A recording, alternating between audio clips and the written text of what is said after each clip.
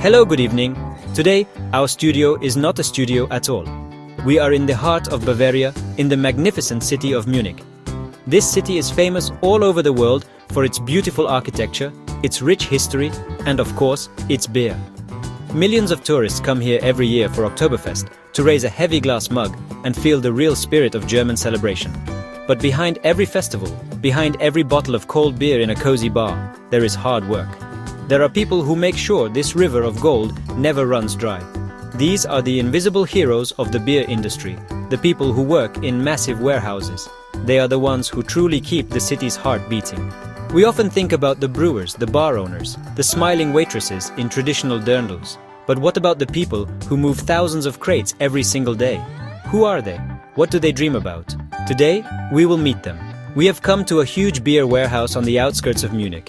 This place is a real city of beer, with its own streets, its own rules, and its own inhabitants. And surprisingly, among the monotonous clatter of bottles and the hum of forklifts, we hear a familiar language. We hear Russian speech. How did our compatriots end up here, in the beer capital of the world? This journey will take us deep into the lives of these people. We will learn about their fates, which are as different and as intoxicating as the varieties of beer stored on these endless shelves. Why did they leave their homes? What challenges did they face on their way to Germany? And what is it like to work day after day, surrounded by a symbol of German culture that is both a temptation and a daily routine? These are not just workers, they are people with incredible stories of hope, loss, and the simple human desire for a better life. So, let's go inside and meet them. Let's hear their stories, live from the warehouse floor. Their stories are a powerful reminder that life can take the most unexpected turns. One day you are in Volgograd or Kiev, and the next you are in Munich, lifting heavy crates of Polena and Augustiner.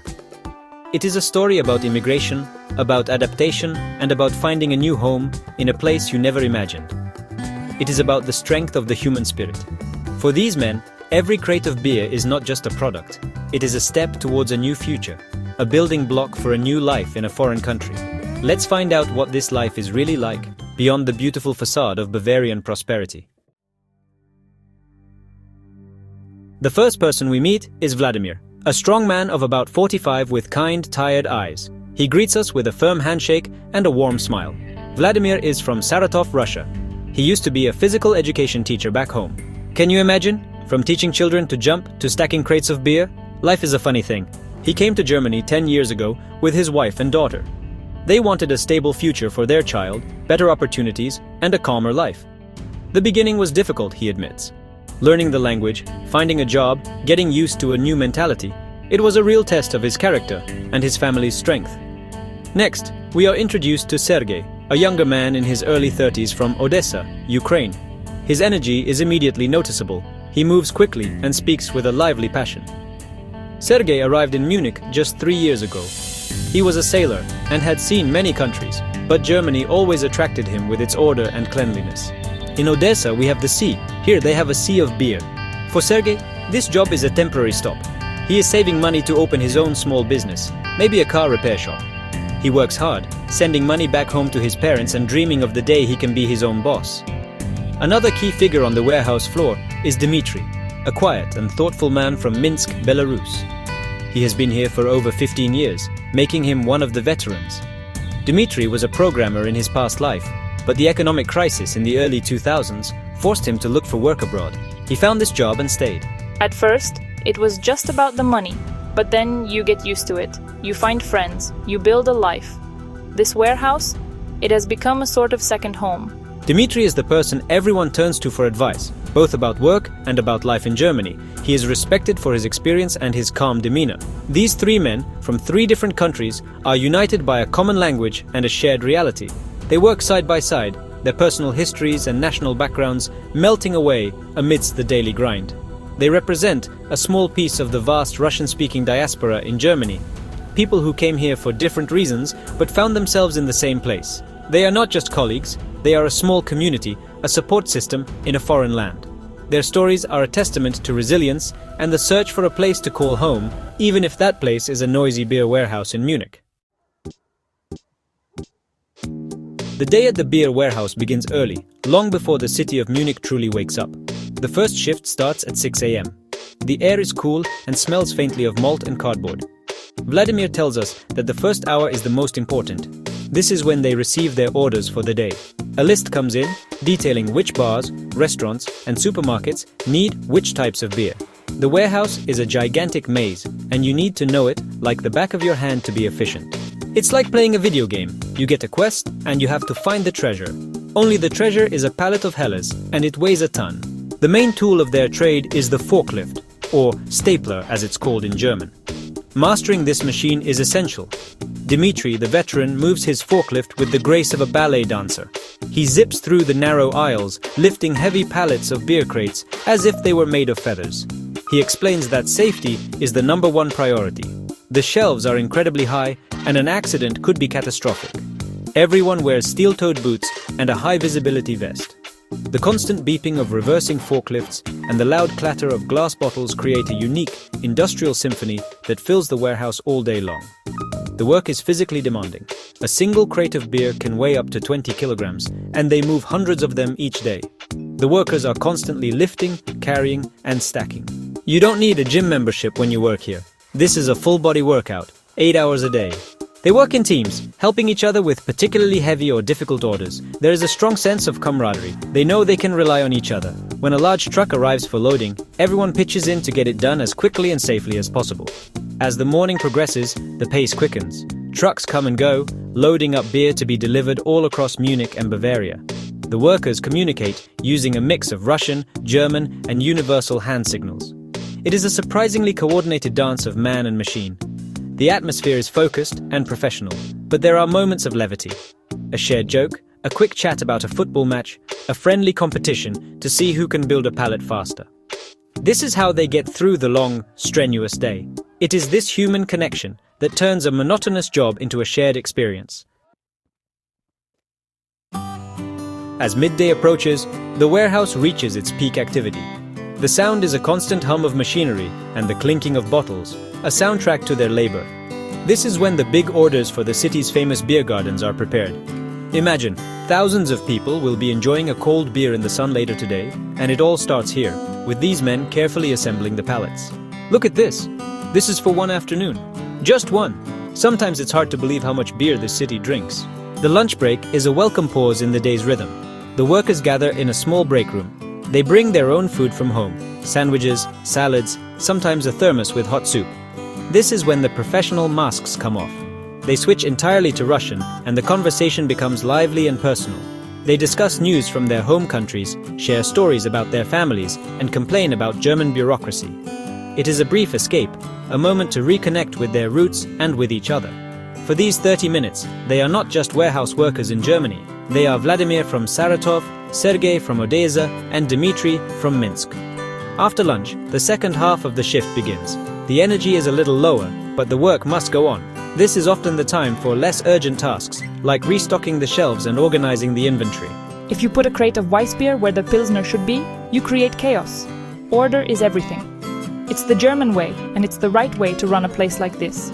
He takes pride in the neatness of his aisles, a small island of personal control in this vast space. As the shift comes to an end, the workers begin to clean up their areas. They sweep the floors, park the forklifts in their designated charging stations, and prepare for the next shift to take over. The physical exhaustion is visible on their faces, but there is also a sense of accomplishment. They have successfully completed another day. As they clock out and head home, the warehouse symphony quiets down, but it never truly stops. The night shift will soon arrive, and the cycle will begin again. For these men, the end of the workday is a chance to step out of their roles and back into their lives as fathers, husbands, and residents of Munich. Знаете, когда я был учителем в России, я чувствовал себя важным человеком. Я формировал молодые умы, говорит он, и в голосе слышится ностальгия. Здесь моя работа стала физической. Она простая, но знаете что? Она обеспечивает мою семью так, как я не мог раньше. Моя дочь учится в университете здесь. Она говорит на идеальном немецком и английском. У нее есть будущее, о котором я только мечтал. Он оглядывается по складу. Так что я поднимаю эти коробки и знаю, каждая коробка – это часть ее образования, часть ее светлого будущего. Это придает смысл моей работе. Для меня этот склад как университет жизни, говорит он с широкой улыбкой. Я учу немецкий. Узнаю, как устроен бизнес изнутри, и откладываю каждый евро. Люди жалуются на тяжелую работу, но тяжелый труд закаляет характер. На Украине я был моряком, видел мир. Но у меня никогда не было плана. А здесь есть. Он рассказывает, как в первые месяцы в Германии едва говорил по-немецки и чувствовал себя совершенно потерянным. Сейчас я уверенно ориентируюсь в городе и на работе, и мечта о своей автомастерской становится все ближе с каждым днем. Когда я потерял работу программиста в Минске, я был просто разбит. Я думал, что моя жизнь закончилась, вспоминает он тихо. Переезд в Германию и начало работы здесь были шоком. Я думал, что это шаг назад, но со временем понял, ценность человека не определяется его должностью. Он нашел простую, стабильную жизнь в Мюнхене. По выходным любит ходить в горы, и у него есть небольшой круг близких друзей. «У меня больше нет больших амбиций», — заключает он. «У меня спокойная жизнь. А после всего, что было, покой — это очень ценная вещь». Эти личные истории складываются в сложную картину иммиграции. Это не только про экономику, это про жертвы, надежду и новое понимание успеха. Для Владимира успех – это будущее дочери. Для Сергея – стремление к самостоятельности. Для Дмитрия – обретение внутреннего покоя. Их работа на складе связывает их разные пути, становится двигателем их жизни в Германии. Их голоса, обычно теряющиеся в шуме склада, рассказывают глубокую историю о человеческой судьбе. Историю, которую, правда, стоит услышать. Living in Germany as a Russian speaker comes with its own unique set of challenges. The language barrier is, honestly, the first and most significant hurdle. Even after 10 years, I still sometimes struggle. I can handle everything at work and in the supermarket, but when you have to deal with official documents, with the Amt, it can be very stressful. The language is so precise, so technical. You are always afraid of making a mistake that could cause big problems. Yeah, I feel the same. That's why I take German classes after my shifts. I want to master the language for my future business. Integration is another complex issue. While Munich is an international city, fitting into the local culture can be difficult. Germans are very polite, but they are also very private. It's not easy to make real German friends. They have their circles of friends from school, from university. We, the immigrants, we mostly stick together. We have our own community. This community is a vital support network. They celebrate holidays together, help newcomers with advice, and provide a space where they can relax and be themselves, speaking their native language without fear of judgment. However, life in Germany also offers many joys and advantages that they deeply appreciate. The stability and security are, paramount. Here, you can plan your life. You know that your salary will be paid on time. You know that the healthcare system will take care of you. You know that the streets are safe for your children. This peace of mind is priceless. I really love the order and cleanliness of Munich. Everything works. The public transport is always on time. The parks are clean. It's a society that functions well, and I respect that a lot. For their children, the benefits are even more significant. The children who grow up here, they are different. They are bicultural. They speak fluent German and Russian. They have opportunities that we never had. They are a bridge between two worlds. Vladimir's pride in his daughter's success is a powerful example. The sacrifices made by the parents are bearing fruit in the next generation, who are growing up as confident, integrated citizens of Germany while still retaining a connection to their Slavic heritage. This is perhaps the greatest reward for their hard work. Working day in and day out with beer, you might think they would get tired of it. But for these men, their relationship with Bavarian beer culture is surprisingly positive. Before I came here, I thought beer was just beer. But here, it's a religion. There are so many kinds: Helles, Dunkels, Weissbier, Bockbier, each one for a different occasion. It's fascinating. Sergei has become a bit of an expert, able to recommend different types to his friends. Working in the warehouse has given him an education in one of the most important aspects of local life. It's not about getting drunk, it's about Gemütlichkeit, this untranslatable German word for coziness, for a feeling of warmth and friendship. You go to a beer garden with your family or friends, you sit under the chestnut trees, you talk for hours. The beer is a part of the atmosphere, it brings people together. I have to admit, I enjoy a cold Weissbier on a warm summer evening. Never would have done that in Russia. It's a small way of participating in the local culture and feeling more at home. Sometimes, when you are tired and your back hurts, you look at all these crates and you think, I can't stand the sight of another bottle. But then the weekend comes, you sit down with a friend, and you order a beer. And it tastes good. You can separate the work from the pleasure. This professional distance allows them to maintain a healthy relationship with the product they handle. Living in the beer capital of the world has changed their perception. They take so much pride in their breweries and traditions here. It's like borscht for us, or selo. It's in their blood. By working at the heart of this industry, they have gained a unique, behind-the-scenes perspective on the soul of Bavaria. They are not just observers of the culture, they are, in their own way, essential participants in it. Even in a place of hard physical labor, there is always room for laughter.